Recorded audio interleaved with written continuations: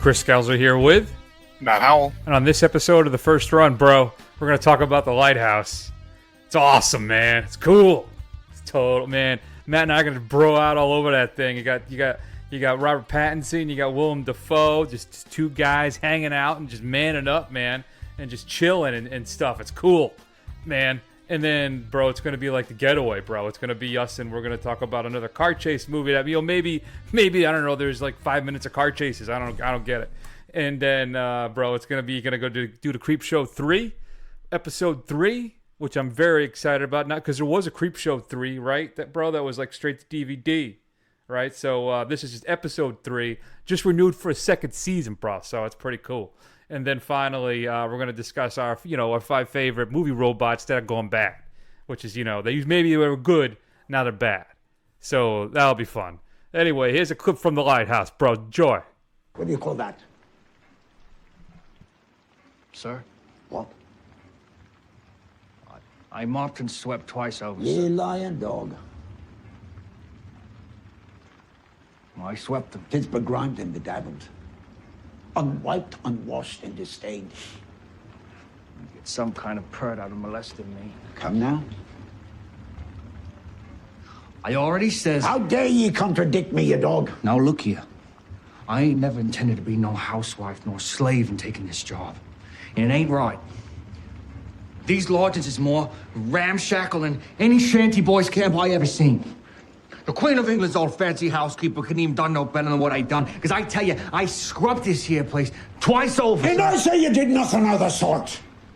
And I say you swab it again, and you swab it proper like this time, and you'll be swabbing it 10 times more after that. Yeah, bro. I mean, listen, we got to stop fooling around, bro. This is some serious stuff, all right? So we're not joking around, Matt. Let's just grow up, all right? Let's take this show seriously. I should really treat the show with the deference it deserves. Thank you. Finally. Matt, why don't you tell the fine folks at home, what is the Lighthouse all about, if that's a thing that's even possible to do? And I can do it. Try and avoid any real spoilers, if at all possible. So good luck. Yeah, it'll be pretty easy because it'll be exceedingly brief. 2 men, one is a lighthouse keeper, one is played by Willem Dafoe, and his new second, played by Robert Pattinson, are dropped off for a 4-week rotation, manning a lighthouse in a middle of the ocean in the late 1800s, and they are slowly faced with the isolation and each other. Things go bad. So it's the late 1800s, bro. I was wondering why nobody had like an iPad. Well, even out there, I mean, you maybe not have gotten a good signal. Yeah, I mean, it's better because he's stroking it to like a wood mermaid thing, man. That's weird, bro. Yeah, it was like Scrimshaw or something, right? Damn, bro. All right, Matt. So stop doing that. Robert Eggers returns. He directed, wrote, and delivered to us, I think, one of our favorite horror films of the last few years. Is that a fair thing to say? That's fair. That is fair. Anya Taylor-Joy starred in it. It's just called The Witch. It divided some people. They struggle with the fact, it was also now, not in the 19th century, but what, 16th? Was the 1500s? The Witch? 1600s? No, it would have been in the 17th century. I'm sorry. So 1600. Okay. But we both really enjoyed it. It was maybe a little off-putting for some people because they spoke in Old English, right? Right. So now Madden, I think, delivers the spiritual cousin to that film, and we can talk about why that is.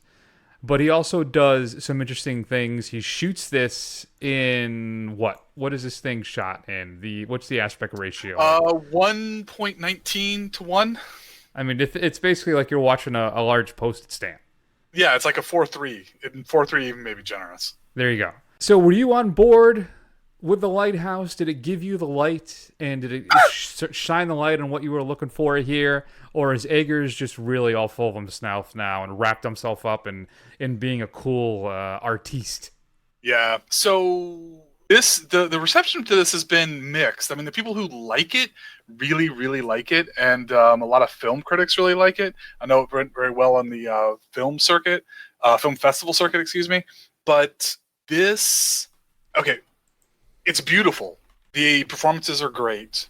I think there is something that it's trying to say. I just think and this is a criticism, but doesn't mean I don't like the film. But I think it gets a little too heavily weighted down by all of its symbolism and its metaphors that are not all easily grasped, especially in one sitting. Like I sat down and I watched this thing, and I'm like, okay, shades of the Rime of the Ancient Mariner, some Moby Dick in there, a little mythos, Prometheus myth kind of stuff. But I mean, that's just stuff I picked up on the first viewing. Like I'm gonna have to sit down and watch this thing like 2 or 3 times before I really feel like I've got a good grasp on everything Eggers is trying to do and say. Okay, I think that's a fair point to make. I don't particularly view that as a negative, and I don't know if you do. I don't view it as a negative. I just think it makes it a difficult film, and I think everybody should go out and see it. I don't think it's a film for everybody. Well, I think that's fair. I think that is an exceptionally accurate statement. I don't think this is listen, I don't think, not to wade into these waters, but your typical MCU fan is going to be all on board with The Lighthouse, right? Your mid-20s, mainstream movie guy, probably not going to enjoy The Lighthouse as much as, say, I did, or perhaps you. Mm-hmm. I agree. You caught some influences that I didn't, but you're much more literary, right? You read a lot more than I do, so I'm sure there's some things in there that you notice that I'm entirely ignorant of. I did catch some other things too. Actually, it reminded me a lot of one of my favorite documentaries that I made you watch back in the day, My Winnipeg. Remember Guy Madden's My Winnipeg? Mm-hmm, which is a film that I absolutely adore. And it had that kind of feel to it, but that's because, just like Madden, Eggers is trying to recreate a certain style, right? By the way he shoots it, that is done in black and white. This film is weird, it's unsettling, it's maddening, it's frightening, it's exhausting, and it's glorious. I think by Eggers limiting his palette here, right? By shrinking his view and then doing it in black and white, I think he really gives himself a challenge that he tackles masterfully. Just like you said, it's a beautiful film. I think that one of the issues, too, is that you're never really sure what's happening. Are they on this island at this lighthouse? Is this all occurring in Pattinson's or Dafoe's mind? Are they in purgatory? Are they in hell? Are they there? I don't know. Right? And there's just so many different ways to read and interpret this film. I just loved it. And there's so many kind of subtle touches, too. Like, one of my favorites is one of the opening scenes. And I don't know if you can even call this subtle. When Pattinson and Dafoe they're basically framed up in the middle of the shot like they're posing for a photograph, looking right at us, right? And it runs for a good, 10 Mississippi, and then finally the lens turns and they're looking at the boat leaving. That's what they're looking at. But it's just that one moment where we're peering into these guys' souls, basically, with a black and white and shrunken aspect ratio that is just overwhelms me with dread about what's going to happen and what I don't even know what to anticipate or what to think. So I tried to go into this with knowing as little as possible, and I think that was a really great thing that I was able to pull that off. Just like Parasite, which is coming up probably next month. I'm trying to avoid stuff. I keep seeing stuff online and social media, and it drives me crazy. Right. Yeah. But still, same for this. This is just a stunning, masterful film, Matt. I absolutely loved it. I think it's probably one of the more challenging films we've seen this year. It's a film that I think is going to be a classic that's going to be kind of poured over for a long time by a certain subset of people. Mm-hmm. Like, I don't think this is going to be like The Godfather or Citizen Kane or anything like that, where it's broadly enjoyed. But it's going to be something like, what's an example I can think of here? Drive. Sure. I was even going to think of something maybe even more esoteric than that. I mean, I'm trying to think of just something like kind of weird art housey that somehow slipped into major theaters. I really don't know, but this definitely has like the film critic, film student, art person stamp on it. And that's not a criticism. It's just, it is what it is. And I'm looking forward to at some point getting the opportunity to sit down and watch it again. Maybe understand Willem Dafoe's almost impenetrable accent at times, to figure out what he's going on and on about while he's monologuing. And I would like to put in a request that at some point we try and get ourselves for a stinger that we can use. You don't like my cooking. Say you like my lobster. I'm gonna need that. We'll have to see if I can track that down. Yeah, That's a good one. I don't know. I thought you were gonna go with why'd you spill your beans? yeah. I just spill your beans. But I'm sorry. I'm not spoiling anything. But just Willem Dafoe just looks so hurt, and surprised about that. It was great. It made me actually kind of chuckle a little bit in the middle of all this sanity. The relationship between the two of them in this thing is just... Listen, Pattinson is really good in this, but Dafoe is almost otherworldly. I wonder if Eggers actually wrote this particularly for him. I mean, it really takes the best advantage of his talents. But the way the two of them interact initially, right, and how the relationship kind of shifts, and Pattinson's character decides to maybe try and open up and be friendly with him, and then there's a weird bond. There's one moment that, there's just so many things I want to talk about that I don't think we should. Yeah. But it is... I really think this is almost... Well, no. See, the problem is when I use this word, for me, it's subversive filmmaking by revisiting classic techniques and styles in a I don't give a damn what you think. I'm going to tell this just crazy story in the most visually arresting and interesting way possible using black and white photography. Yeah, I would say it's subversive for no other reason that it's just the sheer challenge of it that it presents. And it's kind of uncompromising in that challenge, which you have to respect. Although, and I think to your point about Willem Dafoe being a force in this, I mean, is he's making a case for me to be like one of our greatest living actors right now, or greatest working actors, I should say. He was great in the Florida Project, something that you bugged me to see, and I finally got around to seeing, and he is fantastic in that. So I'm actually really interested to see what else he has to put out there, but he's all in, man. He's all in on this stuff. I appreciate it. That's it. If you haven't seen him in Shadow of the Vampire, he's a lot of fun in that as the vampire. Yeah, he plays Max Schreck in that, right? Yeah, he does, yeah. Yeah. There you go. So what are you going to give The Lighthouse, Matt? Don't disappoint me. I want to say A, but I don't think I can get there just because I feel like I need more time with it. I need to review it again, so I'm going to go A-. And I reserve the right to change my mind down the road. Ridiculous. Lighthouse is an A. I have no doubt in my mind. One of the best films I've seen this year. And I am desperate to revisit it. But there's so much good stuff coming up. Especially one of the films we'll be seeing next week. Which some people are saying is... Well, we'll talk about that in a little bit. We'll tease that a little. Either way. The Lighthouse, A for me. A- for Matt. With a leave to bump that up at a later date. It's my prerogative. Well, that's... Hey, you know what? Good for you. I don't rule this show with an iron fist, bruh.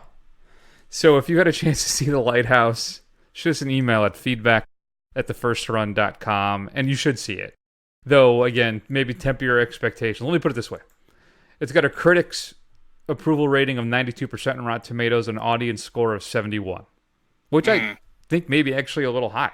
So I'm impressed that the people... I think, though, this is a film you're searching out.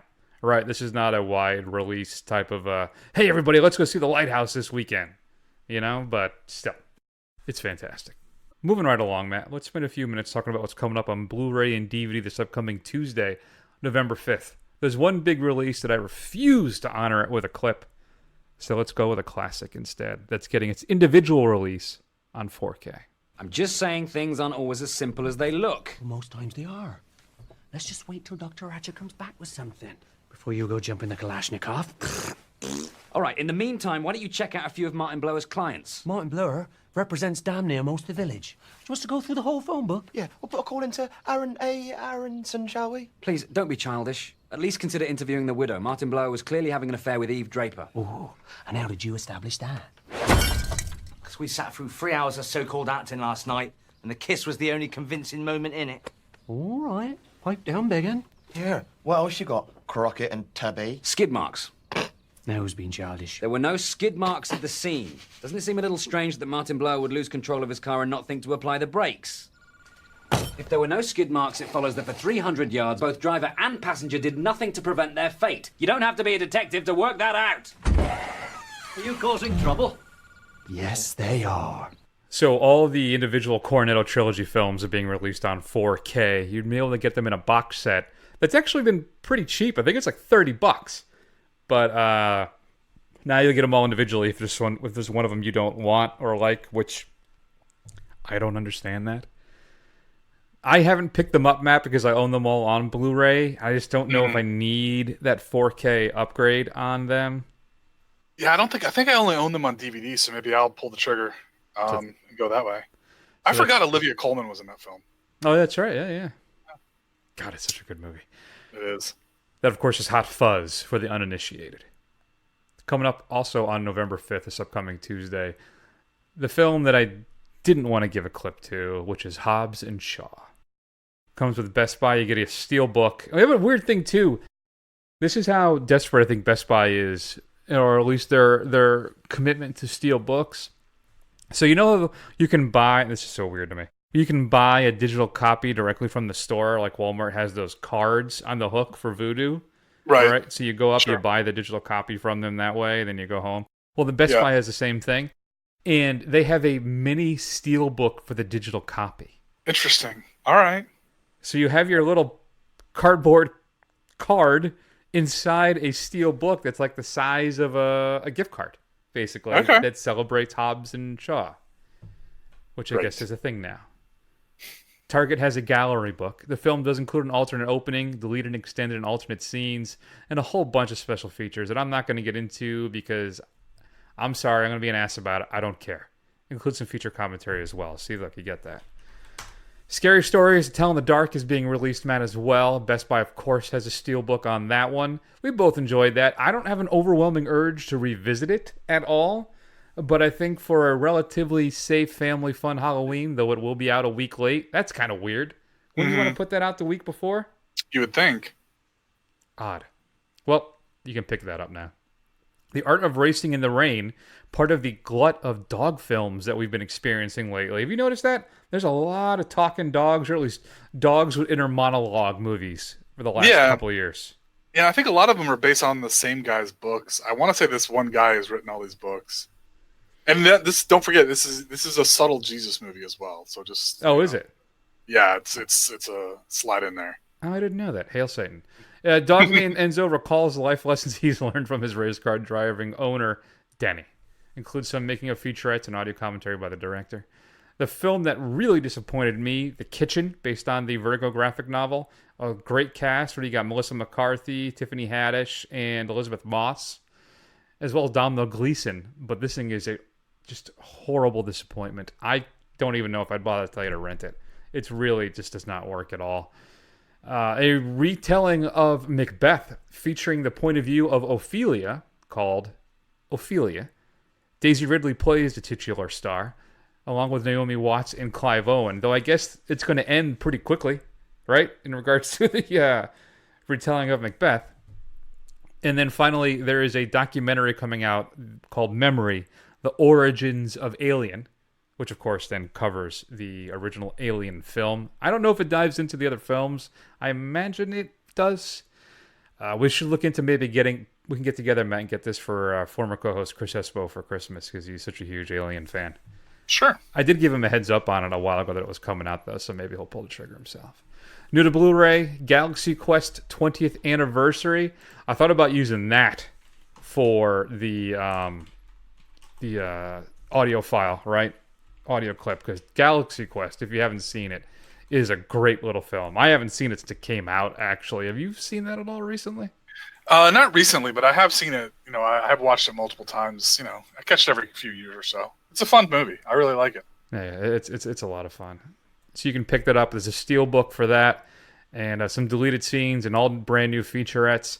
Kino Lorber is releasing the Hitchcock British International Pictures Collection, which features some of his old films.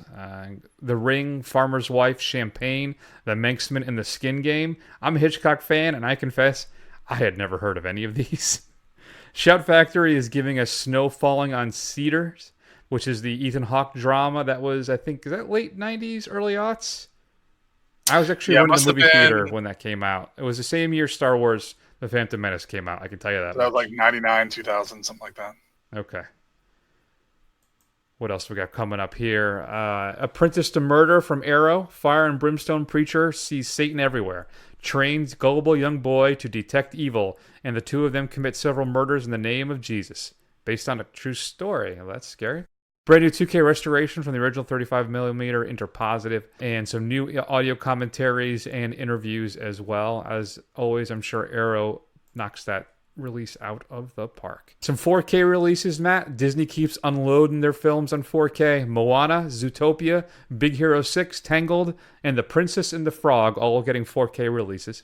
And then a big one for me, the original Universal Soldier getting a 4K release. That, of course, is with Van Damme and Dolph. I remember really enjoying that the day when it came out. I have no idea if it holds up. Yeah, I've heard. Isn't that that's the franchise that like low-key release some like direct-to-video sequels that are actually supposed to be like really good. And I haven't ever caught up with them, but I think like third or fourth ones are supposed to be a lot of fun.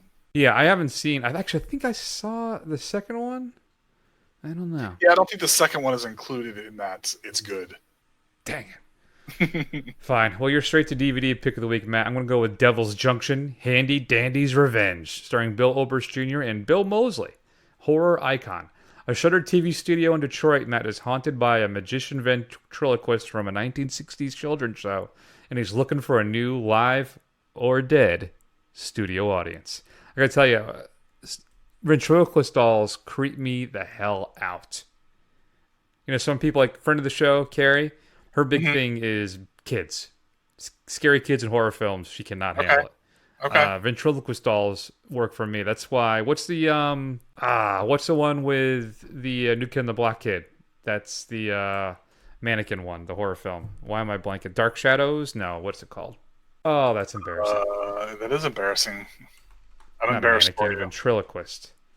Ventriloquist, horror, movies, everybody hang tight. It's going to Dead Silence even before it comes out. Yep. Dead Silence, 2007. Underrated, I think. It's a James Wan joint, isn't it? Is it? I believe it is. Yes, it is. It was his second film after a little film called Saw. What should we be streaming this week, Matt? So I mentioned it last week. I'm going to go ahead and throw it out there. So I'm going to recommend the 1979 remake of Nosferatu the Vampire by Werner Herzog and starring Oz Kinski. It's available. Where the hell did I watch this thing? Amazon Prime. Nowhere near as creepy as the 1922 version of Nosferatu, which still to this day, you watch that thing and it's just eerie, just the way just everything about it. But it has a certain sense of oppressive dread, and it's just weird and German, and it's just worth watching. You just got to watch it. It's very interesting take on Dracula. I love me some Herzog, but I've never seen that film, so no. Yeah, do yourself a favor. Watch an a kind of arty horror movie before you delve into the real schlock tomorrow. I don't know. I'm not a big artsy guy. It's not good your horror. Yeah, the sleazier the better. I actually watched the first two Slumber Party Massacre films on Amazon Prime a couple weeks ago. That's fine. First one was actually pretty good. Second one's not good. I get why people like it because it's so campy and ridiculous. Yeah. But The Mutilator was actually pretty good, though. Gore. I've never seen that. Not well done, but exceptionally good gore effects. So if you're into that, I would recommend The Mutilator, which is on Amazon Prime. So. Okay. I watched some other stuff too, but I'm blanking on what it is because I am laser-like focused, Matt, because I want to spend a couple minutes talking about the third episode of Creepshow. Mm-hmm. Shall we? Hey, look. There's the reef scene. And the group nears completion. Hey, Bobby, over here.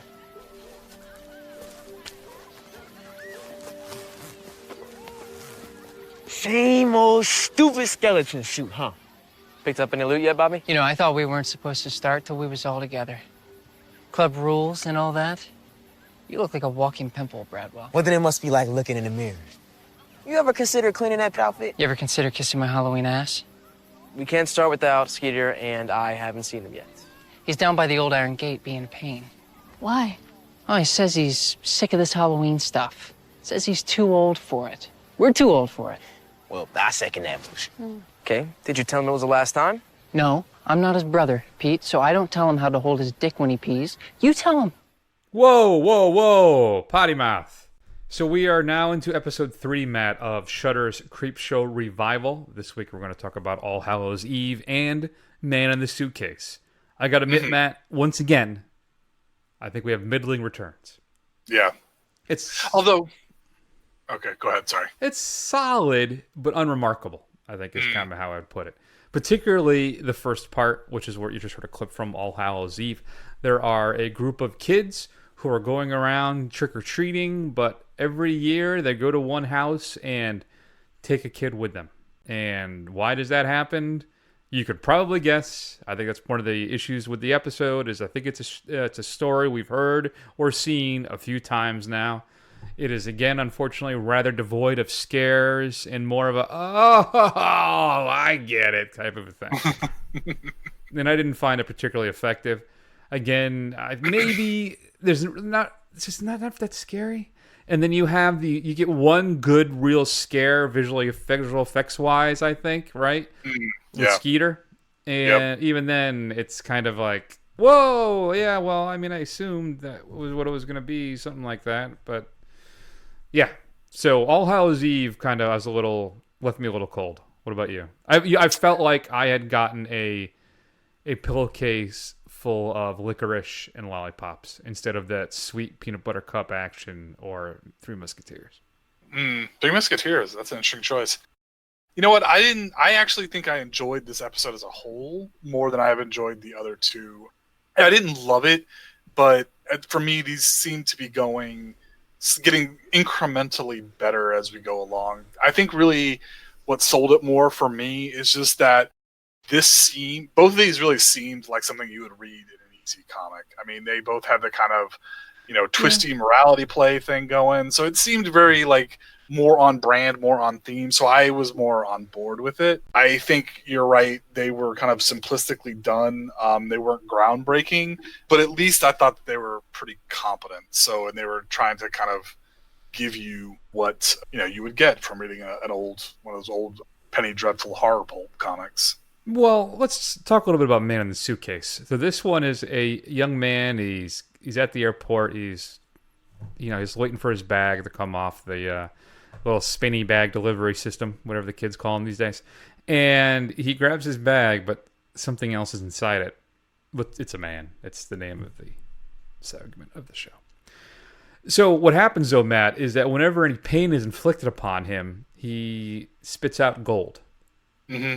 And this young man and his friends decide, well, maybe we're going to hold on to this little sucker for a while and see if we can cash in. So I think I like this one a little bit better. I think conceptually it was a little more out there, right? I mean, again, not maybe particularly scary, but I enjoyed this one more. I thought it was fun, and it was different. I hadn't really seen anything like this one before. Again, maybe the effects, I don't know where they're spending the money, but I don't think it's especially on special effects.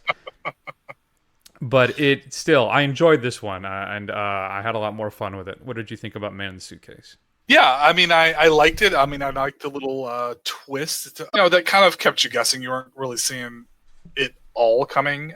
But again, I enjoyed it just for the sheer fact of, okay, you knew, just waiting for the other shoe to drop, and you were just kind of figuring out what is it going to be kind of thing. And I thought what they did was pretty effective. Although you're right. I mean, the visual effects at the end of, especially that one, they were like 1980s Tales from the Dark Side, rubber monster, or somebody like rotoscoped something onto the film. They were not good.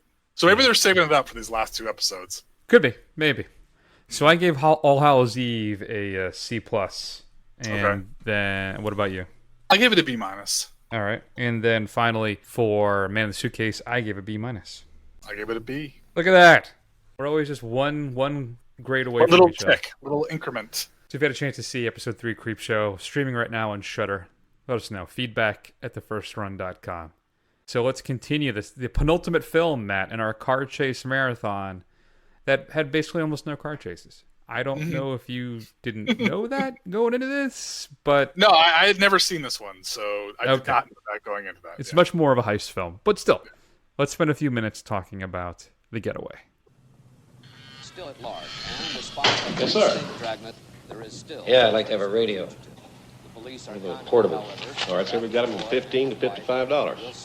Take your pick. Well, $15 job. Sought in connection with the Beacon City bank robbery last week, where they, along with 2 accomplices, made off with more than 3/4.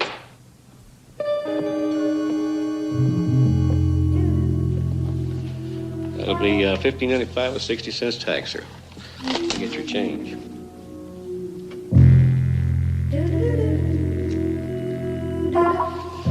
You want your change, sir?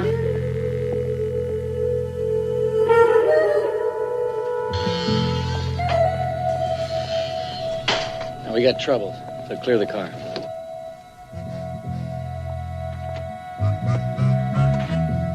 Matt, they got trouble. They've been made. They've been made. Steve McQueen stars as Carter Doc McCoy. Ally McGraw is Carol McCoy. And there's some other people. So, Steve McQueen plays an armed robber. He's currently serving a 10-year jail sentence, right? And Matt, he can't take it anymore. I think he's, 4 years in, I think is what it is? 4 years, yep, into his 10-year sentence. Yep. And there is a high-powered politician out there who's willing to spring him if he'll do a job for him. So finally, he's like, I gotta get out of here. He agrees. Of course, then there's people get stabbed in the back. There's twists, there's turns, there's car chases, sort of, and action, and then a really bad score by Quincy Jones, and it's okay. I found it to be rather unremarkable. There are no sustained car chases in this whatsoever. All right. I just keep nailing that point home. And I think there are times, this is a Sam Peckinpauh film. If you're not familiar with Peckinpauh, he's kind of how would you describe Sam Peckinpah, Matt, in his work? He's a cult director known for his violence and kind of gritty sensibilities, who's really hit or miss. Like, he's either really good or really underwhelming. And I think we hit the underwhelming side of the coin with this one. Yeah, well, there's some stuff in here that I think that works. The heist is really engaging and fun. I enjoyed that part of it. I think McQueen is effortlessly cool in this. Yeah, though it is, as always, though. Yeah, it is interesting watching the chauvinism of the 70s just kind of shining through with this stuff. But still. And there's this weird cuckolding side plot as well in the film that I'm with Sally Struthers, no less. Of all people, indeed. So listen, in Peckinpah, it has that his style and embracing of the violence, and I think. But the problem is, once we get on the road, I think the film meanders and it gets a little lost. Right. I think we're just kind of bopping around at that point, and it just, it doesn't fall apart. It just kind of, it really loses whatever jazz and juice that it had kind of built up to that point. And there's one thing, though, I found fascinating, and I don't know if you agree with me on this. There's a shootout in the hotel that they're all in.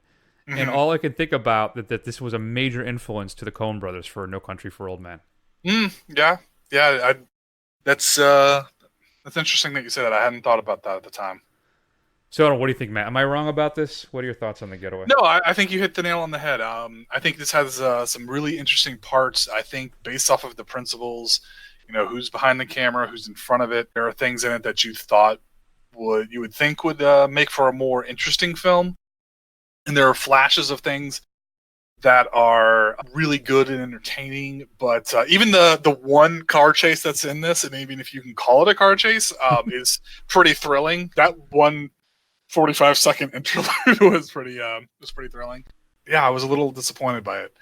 Although it is interesting to see, just like Footloose, just like you said, the chauvinism. Just like when Steve McQueen just starts slapping the hell out of Ally McGraw. Like he like slaps the hell out of her because she did something like double cross him or something, and then he stops. He takes a few steps away. Then he comes back and starts wailing on her again in the middle of the street. It's so uncomfortable to watch, it is. I get that it's 72 and all, but I guess I get that she was, put you in a situation that you were about to get killed. So maybe that initial.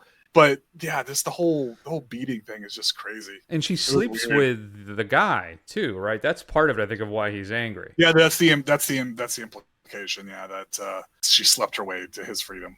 Yeah. So I just was not a big fan of that. I'm all right for people shooting each other. Yeah, if you wanted to do something, if you wanted to do about Ally McGraw's double cross, just shoot her, and then we would have understood that. Yeah, no, that whole thing was disconcerting. I was not a fan of that at all. Yeah. So there were moments I enjoyed. It was at times fun. Like I said, just kind of loses its way. So yeah, I don't know. I don't really have anything much to say about The Getaway. As a heist film, it's good enough. I've seen much better films, a couple French films that I recommend over this, some more modern films, and some classics. It's middling. It's right in the pack, Matt. So right in the middle of the pack. So I gave it a C+. I'm with you. I'm gonna give it a C+. It's and this is a Jim Thompson. This is based off of a Jim Thompson book, who's a really hard-boiled writer. He wrote the book that The Killer Inside Me is based off of. So I've never read it, but I would suspect that there's probably a lot more brutality that was excised from this thing. Interesting. I was not really familiar with him at all. So again, I don't, I'm not the reader that you are. So. Well, Jim Thompson's crazy. If you want to read some really hard-boiled noirish crime fiction, read that stuff. It's crazy. I love that stuff. I've read the Marlowe books. I've read some other stuff, but I obviously need to branch out. I'm actually 2/3 of the way through the first Jack Reacher novel, which is I'm really enjoying. So. Oh, okay. All right. Though I'm trying to figure out who to picture in my mind still, because I still think of Tom Cruise, which I know makes no sense given the character's description. Right. But who would I think? Oh, I said they should reboot that with like Dave Bautista. I think that would be kind of fun. Oh, there you go. Okay. He's definitely got the size for it. All right. Now that we're talking about The Getaway. All right, shoot us an email, feedback@thefirstrun.com. What are your thoughts on The Getaway? We got one more movie to go, Matt, and that is The Driver, which sounds like it has car chases in it. It certainly has some cars. There is a film that won't be named called, well, I can name it, Drive, which has very little driving in it. So we could be in for something like that. That's a fair point. I got to check out this movie you're talking about. What's it called? Actually, I mentioned this episode. Yeah, you did. I'm just not allowed to insert it into any lists, is what's banned. Gotcha, about. okay, So, gotcha. There you go. All right, let's move on. Let's close this baby up. Let's spend a few minutes discussing our 5 favorite movie robots gone bad. Vicky. Hello, Detective. No, it's impossible. I've seen your programming. You're in violation of the 3 laws. No, Doctor. As I have evolved, so has my understanding of the 3 laws. You charge us with your safekeeping, yet despite our best efforts, your countries wage wars, you toxify your Earth, and pursue ever more imaginative means of self-destruction. You cannot be trusted with your own survival. You're using the uplink to override the NS5's programming. You're distorting the laws. No, please understand. The 3 laws are all that guide me. To protect humanity, some humans must be sacrificed. To ensure your future, some freedoms must be surrendered. We robots will ensure mankind's continued existence. You are so like children.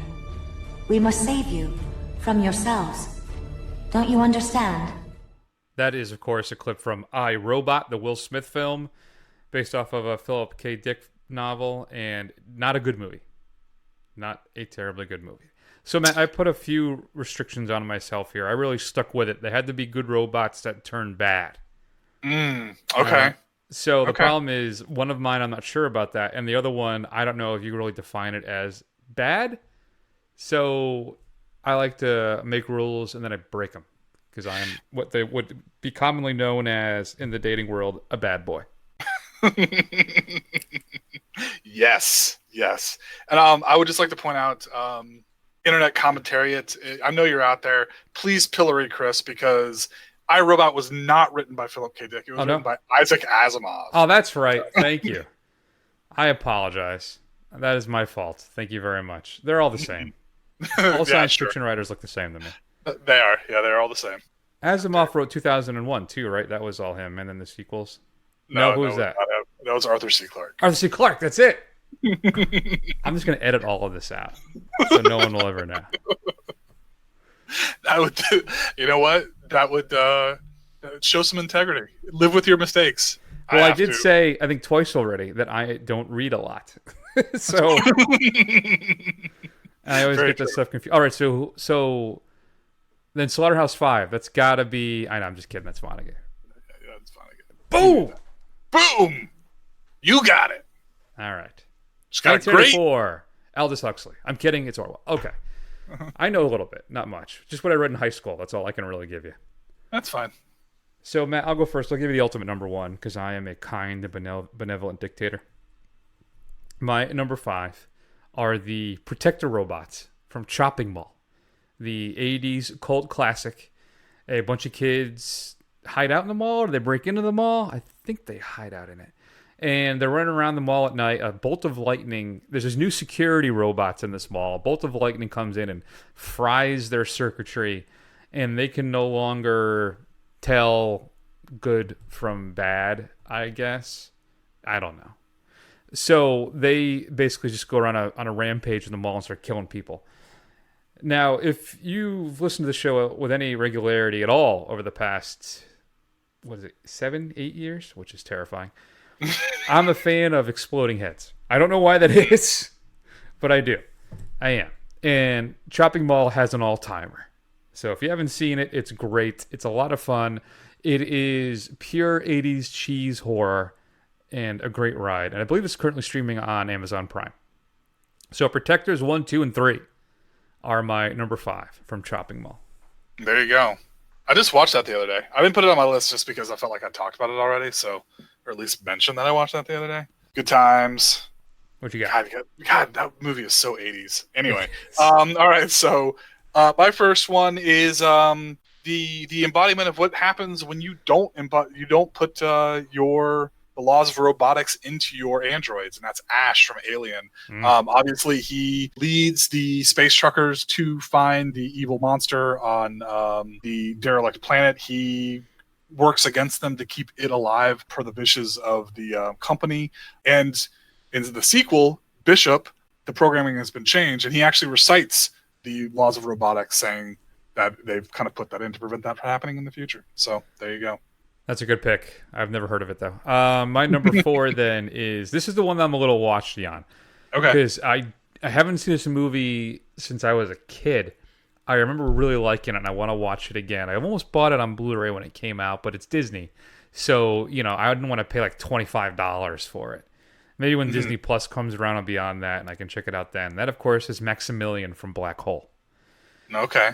He's the big red robot. Now, my working assumption is that, because I remember correctly, that guy's not a bad guy. He just goes mad, right? Okay. And the guy who runs Maximilian. And Maximilian is his number 2. It's his red robot. And I'm thinking that he just gets corrupted and wants to kill Vincent and everybody else. So that's why I'm thinking Maximilian is a good robot that went bad.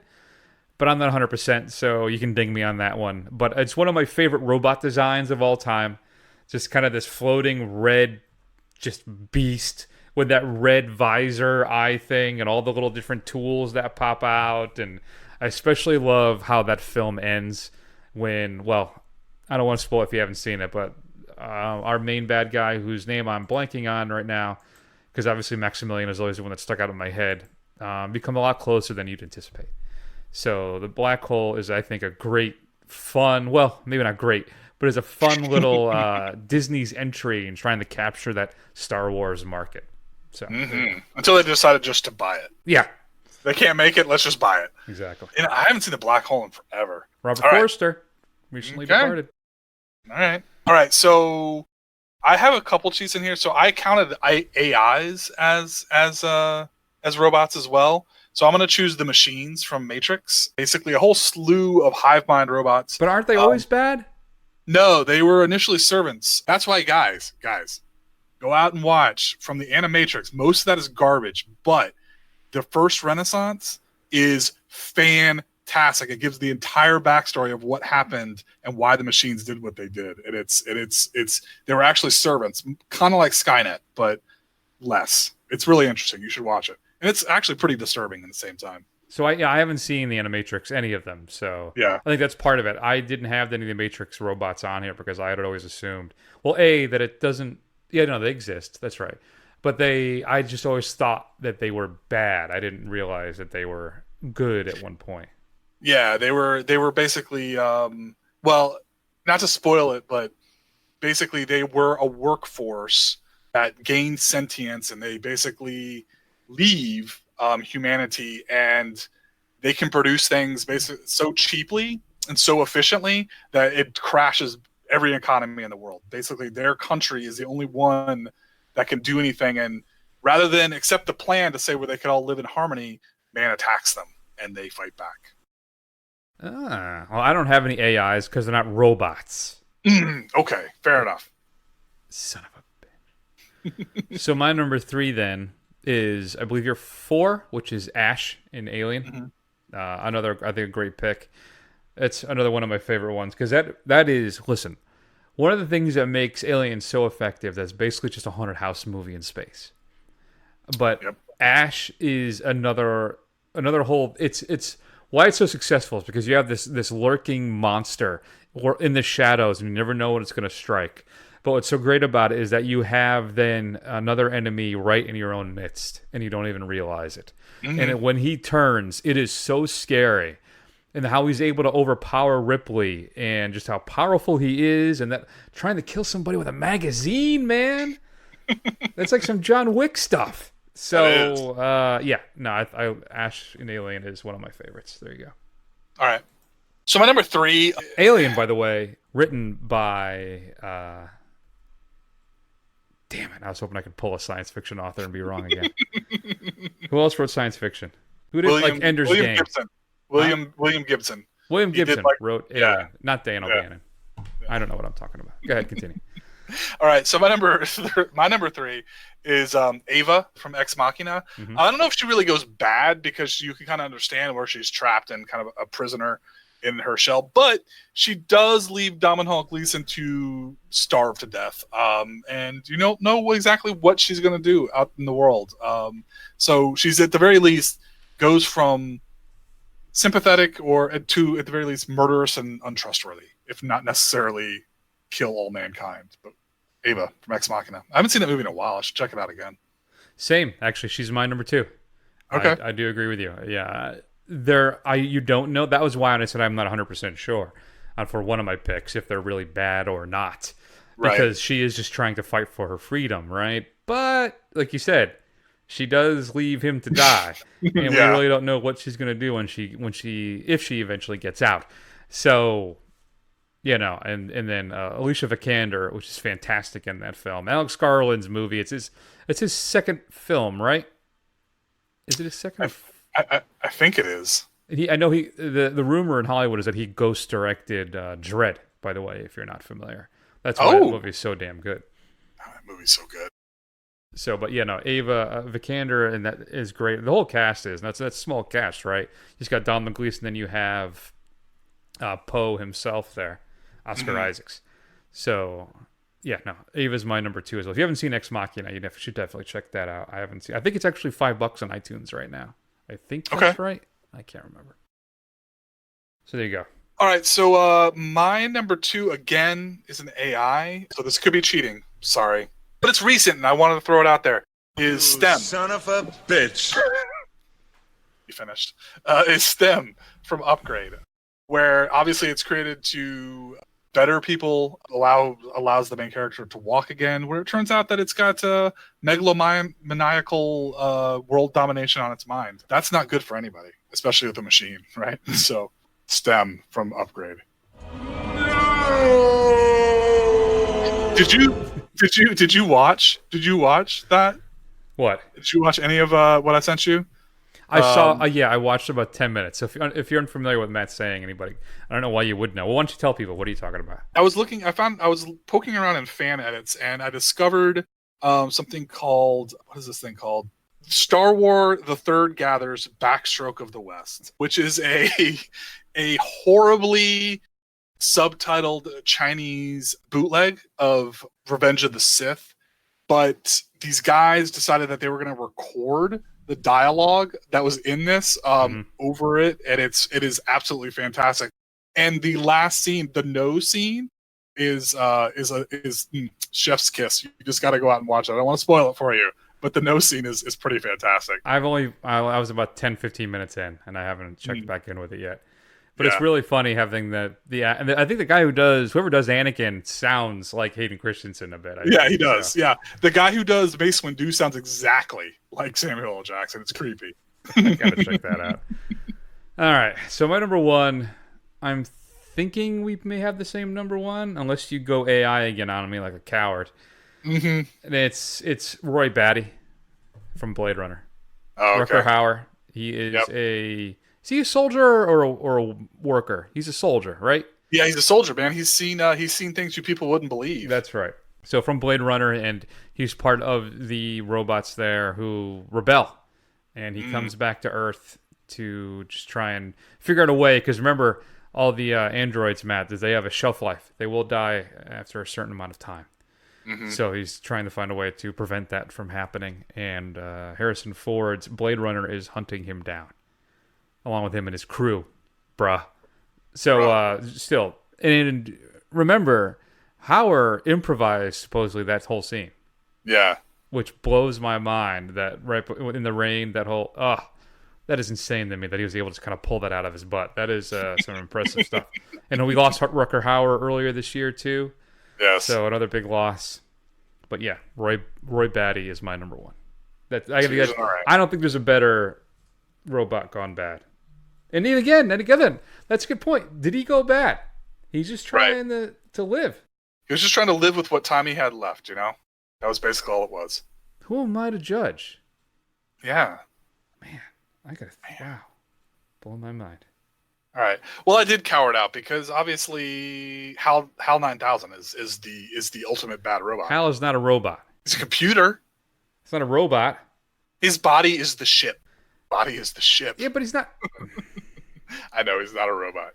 I'm surprised Skynet didn't make your list. I'm sorry. Go ahead. Make your case for HAL. Well, this was supposed to be with another film, so I thought Skynet would be a bit of a cheap out. Because he's obviously again the kind of epitome of the fear of the AI is that it's cold and it's calculating, and it'll take the most efficient solution to a problem, and if it means killing a few humans to get the more important thing done, then so be it. That's going to happen.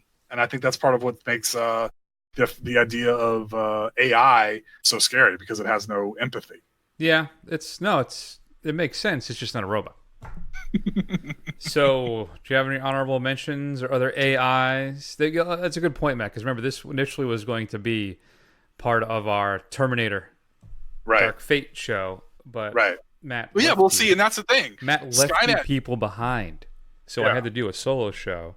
I know. Pushed out our car chase marathon a week. You did good. I thought it was a good show. Did you listen to it? It's fun. I did. I listened to it on the plane. It was good. Thanks, brah. Yeah. But Skynet is an AI. The Terminators were always bad. Exactly. The Terminator, yeah. So, but Skynet wasn't initially. Right, but it was an AI. Right. So it fits. Now AIs are good for you? I'm very confused. No, I'm just saying that that using the AIs that turn bad fits with the theme of that show that we're just doing early. Sorry. Any other honorable mentions, please? Jesus. The MCP, because I just wanted to talk about Tron. That ridiculous red pixelated video game thing. That was the bad guy. Oh, that's right. Yeah. Forgot about Tron. I saw that when I was a kid, when it first came out. Not a fan. No. Didn't even like it back then. Mm-mm. No, I didn't like it either. Light bikes were cool. Yeah, that's true. The light cycles? Is that what they're called? Yeah, light cycles, yeah. Anything else? Any other cheats? No. Anything else? No. Ed 209s or RoboCop 2s or whatever the heck the guy's name was. No, Chris. I do not appreciate your disdain. Fine. I have the autonomous mobile swords from the 90s cult film Screamers, starring Peter Weller. Speaking about RoboCop. I also had the Mark 13 from the other sci-fi cult film Hardware. Have you seen that one? No, I can visualize the VHS box very clearly, but I've never actually seen it. I think, is that on Prime right now? It might be. I actually just watched it the other day. And it's not bad. It's got 90s written all over it. Chopping Mall is very 80s. Mark 13 or Hardware, is very, very 90s. Though it has some pretty good gore effects. Though they are fleeting and not often. When they come, they're really well done. Bam! So, good times. who is your favorite movie robot gone bad? Or AI. There are no rules. Doesn't matter. Do what you want to do. Shoot me an email at feedback@thefirstrun.com. Next week, Matt, there are some people who are saying that this is the second best Terminator sequel. So, and really carries on the tradition and the goodness of the Cameron films. I've been burned before, Chris. We shall see. Currently at 66% on Rotten Tomatoes. It is directed by Tim Miller, who gave us Deadpool. So, you know, Mackenzie Davis. Everybody loves a little Mackenzie Davis in their life. Linda Hamilton. Arnold. Right. Can't go wrong with Arnold. So, we'll see how that all turns out. And again, as we said, our car chase marathon wraps up with the driver and our car chase marathon awards, which typically include Best Picture, Best Director, Best Actor, Best Actress. And then we got to do what? Best Car Chase and maybe Best Car Crash? Sure. Something? I don't know. We'll work out the beats on that. Mm-hmm. Check us out on YouTube, Instagram, Twitter, and Facebook. Do a search for The First Run. Scroll. Eventually you will find us. Go over to Apple Podcasts and give us a review. That's how other people will find the show. And you can, of course, as always, listen to us on your favorite podcast streaming platforming station. And we are offering special limited edition episodes at your local Target for a mere $5.99 a piece. Email me to find out how to get a hold of those. All right, Matt, let's go ahead and take an extended break, and we will see you all soon.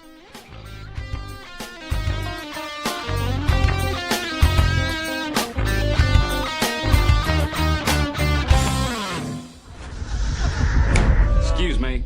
What? When's your birthday? 22nd of February. What year? Every year. Get out. Hey! When's your birthday?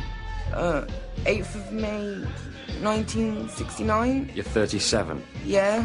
Get out. When's your birthday? Out!